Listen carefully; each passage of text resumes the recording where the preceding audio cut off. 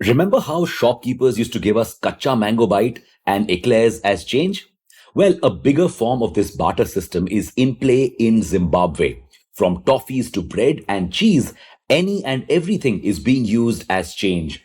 And where goods can't be bartered for spare change, paper chits are being used by stores and even restaurants.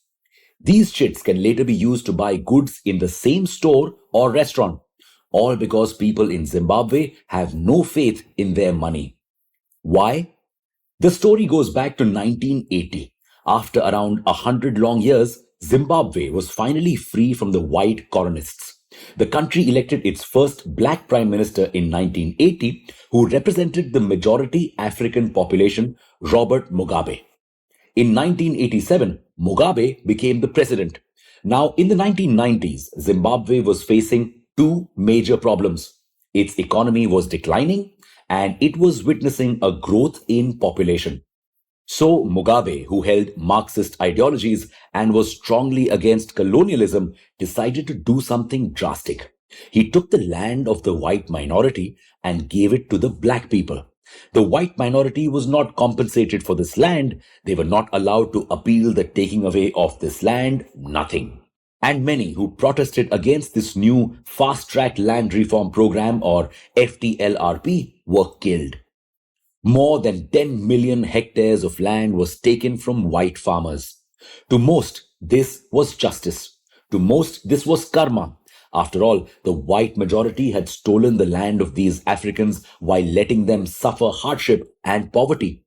But the emotions behind this decision weren't backed by logic. And this backfired for the country. You see, Africans were denied farmlands for so long that they did not really know how to farm. Result? So agricultural output declined by 60% over the next 10 years. Now, Zimbabwe was the breadbasket of Africa. Agriculture accounted for 9 to 15% of its GDP and 20 to 33% of its export earnings. So, its economy tanked. Now, to boost the economy, the government did the only thing it could. The only thing it shouldn't have: print more money. Well, this short term solution may solve short term problems by giving people more money and boosting the economy, but this gives birth to a more evil problem: inflation, the money eater.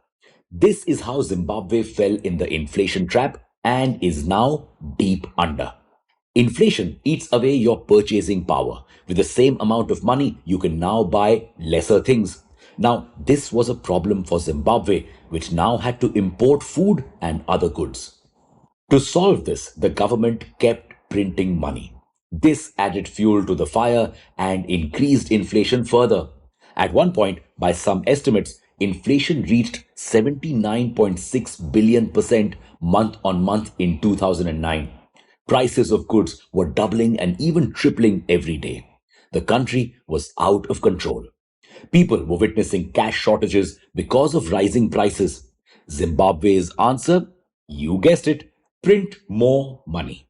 But since prices were insanely high now, you needed millions of Zimbabwe dollars for some purchases. This would require a lot of paper and a lot of metal to print. So the country innovated. Out came 100 million, 200 million, and even $100 trillion note. But this was not helping. So the country also tried a different approach. It tried to make its currency appear more stable. It tried to reduce the many zeros from the new banknotes and control inflation at the same time. How? By redenominating Zimbabwe dollars.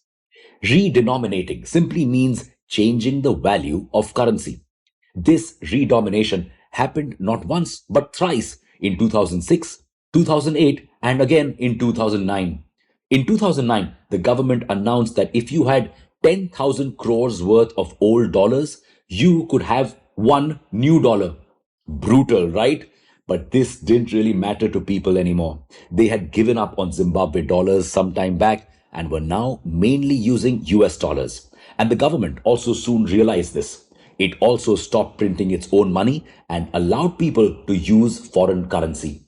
Since 2019, it has tried to revive the Zimbabwe dollar, end use of foreign currencies, and even issued gold coins as legal tender.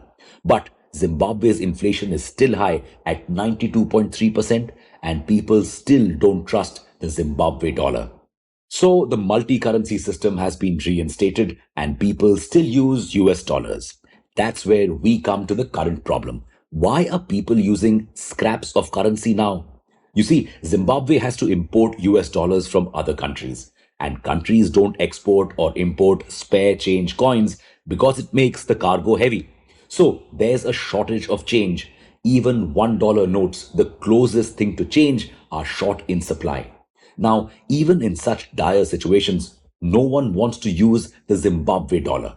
They have no faith in the government printed money. They have more faith in the scraps of paper that the businesses give, as they know that they won't dupe them. The problem with coupons, you can't use them everywhere. A coupon from a restaurant won't get you a ride on the bus. What if you forget these coupons in your pocket and wash your clothes? Oops, you just lost money. So many just prefer to get goods instead of taking coupons or waiting for change. Businesses have also evolved to accommodate this. They've created registers, apps, and customized coupons to keep track of customers' change. But Zimbabwe is ignoring a huge problem. It is set to end its multi currency system by 2027. What will happen to this whole system then? Will people accept the local currency? Also, can institutions like the IMF and the World Bank do something to help Zimbabwe? To control its inflation and bring faith in its currency? The government is taking some steps towards this, like lowering interest rates from 200% to 150%, but other steps like price controls aren't working out, as 75% of the economy is informal and doesn't obey all laws and compliances. The Zimbabwe government seems to be at its wits' end. Solving its problems could be an interesting case study for economists. Diving deep into Zimbabwe's case study gave us some insightful takeaways. First, Zimbabwe's example just proves that currency is what you put faith in. If you trust pieces of paper, they could become currency. At the same time, it highlights the need for a strong currency. Last year, we had seen how a strong dollar was causing the rupee to crash. So, we need to focus on strengthening the rupee, create more deals with countries to settle trade in rupee so that it too becomes a strong global reserve currency. And third, it tells us a lot about the human spirit. Inflation or recession, human beings are creative and have a super strong survival instinct. Put us in a difficult situation and we will find some way out. What do you think Zimbabwe can do to come out of this trap? Let us know in the comments. See you in the next episode. Jai Hind.